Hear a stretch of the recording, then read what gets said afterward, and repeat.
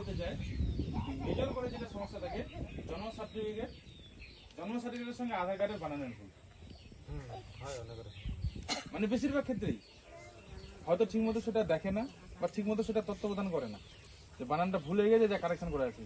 আর আমাদের মধ্যে একটু একটু ওই স্বভাবটা আছেই, বিশেষ করে আমাদের আদিবাসী দেশিয়া পুলিয়া লোকেদের মধ্যে, আচ্ছা করবাই হবে, কোনোদিন করে যাবাই হবে, আজকে ধানটা করেনি, এই ব্যাপারটা থাকে। তো এই জিনিসগুলো খুব তুরন্ত করতে হবে। এবং আগামীতে এই ফেসিলিটিসগুলো আছে যে ব্যাংক অ্যাকাউন্ট, এখন কিন্তু ক্লাস 5-এর বাচ্চারও ব্যাংক অ্যাকাউন্ট লাগবে। না হলে আগে আমাদেরকে টাকাটা দিত, মাস্টার ডাকতো নাম, এই আরে দুর্গাপূজার আগে 30 টাকা 20 টাকা 50 টাকা অনেক নেই, হয়তো রেকর্ড অনেকে ঠিকঠাক করে নাই, হয়তো বাবার জমি আছে, এরকম আছে।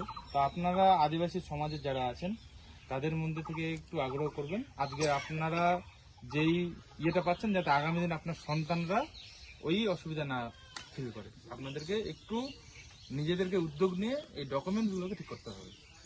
তো এইটুকু বলার ছিল আমার।